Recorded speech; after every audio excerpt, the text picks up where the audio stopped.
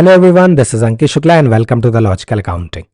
बाबू, अपनी last video में हमने कंपनी की बैलेंस शीट स्टार्ट की थी और बैलेंस शीट में हमने इक्विटी एंड लायबिलिटी साइड को फिनिश कर लिया था। आज की इस क्लास में हम अपनी कंपनी की बैलेंस शीट के रिमेनिंग पार्ट को, जो कि एसेट है, उसको भी हम फिनिश करने वाले हैं। तो देखो बाबू, एसेट साइड पे हमारा दो मेजर हेड होता है। एक होता है नॉन करेंट एसेट और करंट एसेट।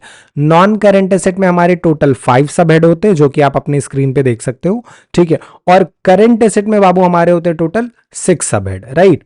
अब एक चीज अगर आप देखो कौन कौन से सब हेड है, तो प्रॉपर्टी प्लांट इक्विपमेंट पहला सब हेड हो गया।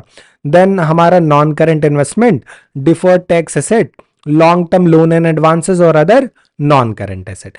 ऐसे ही करंट एसेट में बाबू टोटल 6 सब हेड होते हैं। Current investment, inventory, trade receivable, cash and bank balance और कैश एंड कैश इक्विवेलेंट, और short term loan and advances, and lastly other current asset. तो इन्हीं सब हेड्स को हमें डिस्कस करना है आज की वीडियो में। तो चलिए शुरू करते हैं प्रॉपर्टी प्लांट एंड इक्विपमेंट से। देखो बाबू, जो हमारा पहला सब हेड है property plant equipment and intangible asset, पहले क्या था कि इसका नाम हुआ करता था फिक्स्ड एसेट। अब नए फॉर्मेट के हिसाब से इसका नाम बदल के कर दिया गया है property plant equipment and intangible asset. अब देखिए, आपको पता ही होगा कि हमने फिक्स्ड एसेट क्लास 11th में पढ़ी थी कि फिक्स्ड एसेट क्या होती है। कोई भी एसेट जो हमारी बिजनेस में रखी जाती है बिजनेस को चलाने के लिए, ना कि उसको सेल करने के लिए, जो बिजनेस की अर्निंग कैपेसिटी को मेंटेन करती है और जो बिजनेस के लिए जनरली जरूरी होती है, जैसे कि land, plant and machineries, office building, right. ये सारी चीजें हमारी किस में आती है बाबू? Property plant and equipment and intangible asset में, ठीक है। सिंपल, जो भी फिक्स्ड एसेट को आप जानते थे वही फिक्स्ड एसेट का नाम बदल के अब ये कर दिया गया। अगर तुम्हें याद हो तो फिक्स्ड एसेट में दो हमारा पॉइंट होता था कि फिक्स्ड एसेट दो टाइप की होती है, सर, टेंजिबल और इनटेंजिबल। टेंजिबल मतलब जिसको टच कर सकते हैं, और intangible not touching, only feeling, right. तो जिसे आप टच नहीं कर सकते सर, देख नहीं सकते, सिर्फ फील कर सकते, वो हमारी क्या है? इनटेंजिबल एसेट है, राइट। तो टेंजिबल एसेट जिसे टच कर सकते हैं और इनटेंजिबल जिसे हम टच नहीं कर सकते, जो कि हमारे बिजनेस में होती है, हमें वैल्यू प्रोवाइड करती है, जैसे कि किसी फर्म की गुडविल, किसी फर्म का ट्रेडमार्क, कॉपीराइट, पेटेंट, राइट। तो जो प्रॉपर्टी प्लांट इक्विपमेंट है हमारा, उसमें पहला पॉइंट जो है वो है प्रॉपर्टी प्लांट एंड इक्विपमेंट का, ठीक, जिसमें आप समझ गए हो कि टेंजिबल चीजें आती हैं जिसको आप टच कर सकते हो। दूसरा बाबू हमारा आता है इनटेंजिबल एसेट, जिसमें हमारा गुडविल, पेटेंट, ट्रेडमार्क और ये सारी चीजें आती हैं। अब इसके बाद जो अगला दो आपको सब हेड के अंदर वाला सब हेड में दिख रहा है, कैपिटल वर्क इन प्रोग्रेस और इनटेंजिबल एसेट अंडर डेवलपमेंट, ये आउट ऑफ सिलेबस वाला टॉपिक है, फिर भी समझ लेते हैं, बड़ा सिंपल सा है। देखो, जो टेंजिबल एसेट बिजनेस में है ऑलरेडी, वो तो क्लासीफाई हो जाएंगी प्रॉपर्टी प्लांट एंड इक्विपमेंट में। पर अगर मान लीजिए कोई ऐसी टेंजिबल एसेट है जो अंडर प्रोसेस है, अभी कंप्लीट नहीं हुई, जैसे मान लीजिए कोई कंपनी ने स्टार्ट किया बिल्डिंग कंस्ट्रक्ट करवाना, बिल्डिंग आधी बन गई है पर कंप्लीट नहीं हुई है और ईयर हो गया है एंड, तो हमें भाई बैलेंस शीट बनानी है, और चूंकि वो एसेट अभी रेडी नहीं है, वो टेंजिबल एसेट में यानी प्रॉपर्टी प्लांट इक्विपमेंट में शो नहीं की जा सकती, तो फिर वो कहां जाएगी? कैपिटल वर्क इन प्रोग्रेस, समझ गए।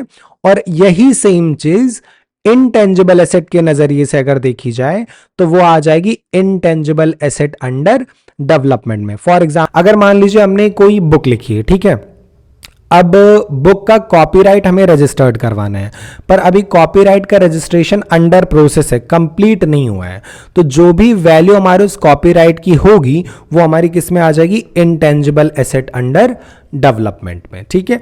तो पहला सब हेड आपको क्लियर हो गया होगा, property plant and equipment and intangible asset, जिसमें बाबू हमारी टेंजिबल एसेट आ जाएगी प्रॉपर्टी प्लांट इक्विपमेंट में, इनटेंजिबल आ जाएगी बाबू इंटेंजिबल एसेट में। कोई भी टेंजिबल जो अभी अंडर डेवलपमेंट है वो कैपिटल वर्क इन प्रोग्रेस आएगी, और इनटेंजिबल एसेट अंडर डेवलपमेंट आ जाएगी हमारी 4th पॉइंट में, ठीक है। ये तो हमारा क्लियर हो गया पहला सब हेड। दूसरा सब हेड बाबू हमारा क्या है? नॉन करंट इन्वेस्टमेंट का। अब इन्वेस्टमेंट तो आप जानते ही हो, अगर मान लीजिए कोई भी कंपनी अपने बिजनेस से आउटसाइड कोई पैसा इन्वेस्ट कर रही है in consideration of some return, in expectation of some return, कि ठीक है पैसा लगा देते हैं, इस पे कुछ कमाया जा सकता है, तो वो हमारी होती इन्वेस्टमेंट। अब अगर ये इन्वेस्टमेंट हमने की है लॉन्ग टर्म के लिए तो वो बाबू हो जाएगी नॉन करंट इन्वेस्टमेंट, और अगर वो हमने की है शॉर्ट टर्म के लिए तो वो हमारी आ जाएगी किसमें? करंट इन्वेस्टमेंट में। ठीक है, चलिए आगे बढ़ते हैं बाबू। अगला जो पॉइंट हमारा वो है डिफर्ड टैक्स एसेट। अब देखो ये अगर आपको याद हो लास्ट वीडियो तो मैंने बताया था कि बहुत सारी चीजें हैं जो हमारी आउट ऑफ सिलेबस हैं, जैसे कि capital work in progress, intangible under development और डिफर्ड टैक्स एसेट भी बाबू हमारी आउट ऑफ सिलेबस है। ठीक, but still we are discussing the meaning, तो कर लेते हैं, हर्जी क्या है, राइट। तो देखो बाबू दो चीज अगर तुमको याद हो लास्ट वीडियो में मैंने बोला था कि डिफर्ड टैक्स लायबिलिटी होती है और डिफर्ड टैक्स एसेट होती है। बेसिक मीनिंग जानेंगे, बहुत डीप में जाने की जरूरत नहीं है। इनकम टैक्स डिपार्टमेंट कहता है कि भैया आप जो टैक्स पे करोगे अपनी इनकम पे करोगे, जाहिर सी बात है। अब हम जो पीएल बना के इनकम निकालते हैं, जो नेट प्रॉफिट आता है, टैक्स तो उसी पे दिया जाना चाहिए। ठीक, तो उस इनकम को इनकम टैक्स डिपार्टमेंट बोलता है अकाउंटिंग इनकम, यानी जो हमने कैलकुलेट की वो है अकाउंटिंग इनकम। और जो इनकम टैक्स एक्ट के प्रोविजन के हिसाब से आप इनकम कैलकुलेट करते हो उसको बोलते हैं टैक्सेबल इनकम। ठीक, होता क्या है कि हम टैक्स पे प्रोविजन बनाते हैं और एडवांस टैक्स पे करते हैं। तो सपोज करो मेरी अकाउंटिंग इनकम थी 1,00,000 रुपीज और एक सिंपल रखने के लिए हम क्या कर लेते हैं, टैक्स रेट को अज्यूम कर लेते हैं 10%। तो 1,00,000 का 10% मैंने 10,000 का एडवांस टैक्स मान लो जमा कर दिया। ठीक, पर इनकम टैक्स डिपार्टमेंट कह रहे हैं कि नहीं भैया आप तो इनकम गलत निकाल रहे हैं, आप तो होशियारी लगा रहे हैं, आप चाह रहे हैं कि मेरा टैक्स कम आए, तो आपने बहुत ज्यादा खर्चे दिखा दिए, इस वजह से टैक्स कम है। तो ये सब नहीं चलेगा, हमारा प्रोविजन फॉलो करो और हमारा प्रोविजन फॉलो करके इनकम टैक्स का प्रोविजन आपकी टैक्सेबल इनकम निकल के आई, सपोज करो 1,50,000। क्लियर, ठीक है। अकाउंटिंग इनकम आ रही थी 1,00,000 और इनकम टैक्स के अकॉर्डिंग आ रही थी इनकम मेरी 1,50,000। अब मेरी इनकम पे जो टैक्स निकला वो आया 10,000, जो कि मैंने एडवांस में जमा कर दिया था। लेकिन इनकम टैक्स डिपार्टमेंट के हिसाब से 1,50,000 पे टैक्स बनता था 15,000। तो मैंने जमा किया था 10,000 और मुझे जमा करना था 15,000। तो जो 5,000 रुपीज मुझे जमा करना था लेकिन मैंने नहीं किया, वो एक तरीके से हम कह सकते हैं डिफर्ड टैक्स लाइबिलिटी। और अगर ये रिवर्स सिचुएशन रही होती तो मेरा बन जाता डिफर्ड टैक्स एसेट। क्लियर? तो आई सपोज आपको डिफर्ड टैक्स एसेट और डिफर्ड टैक्स लाइबिलिटी का कॉन्सेप्ट समहाउ क्लियर हो गया होगा। ठीक है, बड़ा सिंपल सा है। अकाउंटिंग इनकम और टैक्सेबल इनकम के डिफरेंस की वजह से जो चीज अराइज होती है उसे हम डिफर्ड टैक्स एसेट या डिफर्ड टैक्स लायबिलिटी कहते हैं, डिपेंडिंग अपॉन सिचुएशन की कौन सा ज्यादा था। ठीक, नहीं भी बहुत समझ में आ रहा है बाबू, कोई प्रॉब्लम नहीं, आउट ऑफ सिलेबस चीज है। क्लियर, चलिए आगे बढ़ते बाबू। जो हमारा सेकेंड लास्ट हमारा बाबू सब हेड है वो हमारा क्या है, long term loan and advances. Loan तो सर लायबिलिटी होता है, फिर एसेट में क्या कर रहा है, सिंपल है। अगर कंपनी ने किसी को लोन दिया है, कंपनी ने अपने किसी सप्लायर को कुछ पैसे एडवांस में दिए हैं, तो वो हमारा आता है एसेट में। यानी कि अगर कोई भी एडवांस कंपनी ने, कोई भी लोन कंपनी ने 1 साल से ज्यादा के लिए दिया था तो वो हमारा हो गया long term loan and advance.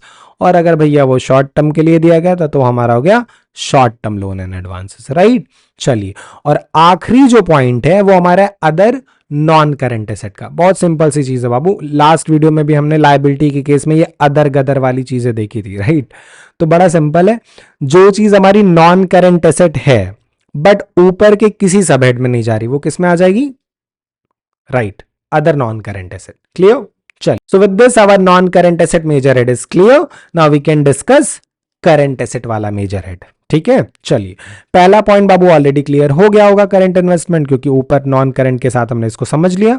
दूसरा पॉइंट हमारा इन्वेंट्री। इन्वेंट्री आप जानते हैं जो स्टॉक कोई भी कंपनी अपने बिजनेस में रखती है वो हमारे किस में आता है, इन्वेंट्री में। अब इसमें बहुत सारी चीजें आ सकती हैं, जैसे रॉ मटेरियल का इन्वेंट्री, वर्क इन प्रोग्रेस का इन्वेंट्री, फिनिश गुड्स का इन्वेंट्री। ठीक है, और जो रेडीमेड स्टॉक कंपनी परचेज करती है, मैन्युफैक्चर नहीं करती, उसको बोलते हैं inventory of stock and trade. और इसके अलावा लूज टूल, स्पेयर पार्ट, ये सारी चीजें भी हमारी किसका पार्ट होती है, इन्वेंट्रीज का पार्ट होती हैं। क्लियर हो गया, चलिए अगला पॉइंट है बाबू ट्रेड रिसीवेबल।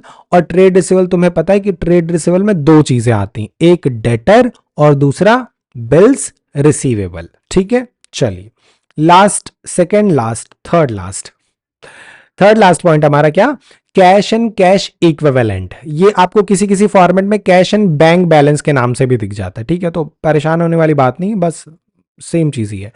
देखो कैश तो तुमको पता ही है, और कैश इक्विवेलेंट क्या होता है, anything which is very liquid, जो बहुत आसानी से कैश में कन्वर्ट किया जा सके। यूजुअली 3 महीने को हम कंसीडर करते हैं कि ये लिक्विड एसेट मान लिया जाएगा, यानी कि अगर कोई चीज 3 महीने के अंदर कैश में कन्वर्ट हो सकती है तो वो किसका पार्ट होती है बाबू, कैश इक्विवेलेंट। जैसे कि चेक अगर हमारे पास पड़ा है तो वो यहीं रिकॉर्ड किया जाएगा। बैंक में जो पैसा जमा है, बैंक बैलेंस, वो भी किस में आएगा, इसी में आएगा। क्लियर, कैश बैंक क्लियर हो गया। सेकंड लास्ट पॉइंट है बाबू, short term loan and advances. तो short term loan and advance का मतलब वही सेम है, ऊपर हमने डिस्कस किया था कि लॉन्ग टर्म के लिए अगर किसी को एडवांस दे रही कंपनी तो long term loan and advances, और अगर कम समय के लिए अपने सप्लायर को या किसी को एम्प्लॉइज को लोन वगैरह दिया तो किसमें आ जाएगा, short term loan and advances.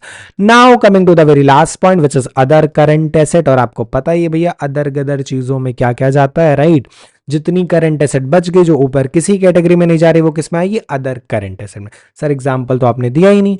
Example बाबू बहुत सिंपल है, जैसे मान लीजिए प्रीपेड एक्सपेंस है, हमने किसी को एडवांस में सैलरी पे कर दी, ठीक है। तो प्रीपेड एक्सपेंस ना तो इन्वेस्टमेंट है, ना इन्वेंट्री है, ना ही डेटर बीआर है, और कैश तो भैया है ही नहीं, लोन हमने दिया नहीं, ये तो एडवांस सैलरी है, राइट। तो किस में आ जाएगा ये, अदर करंट एसेट में। ऐसे ही बाबू अक्रूड इनकम हमने कमा लिया लेकिन मिला नहीं, वो भी किस में आ जाएगा, अदर करंट एसेट में, right. So with this our complete balance sheet of company is finally over. I hope आपको चीजें अच्छे से क्लियर हो गई होंगी। स्टिल बाबू अगर किसी भी चीज में डाउट है तो feel free to comment in the video, I will try to respond as early as possible. Till then keep learning, keep enjoying, meeting you in the next video.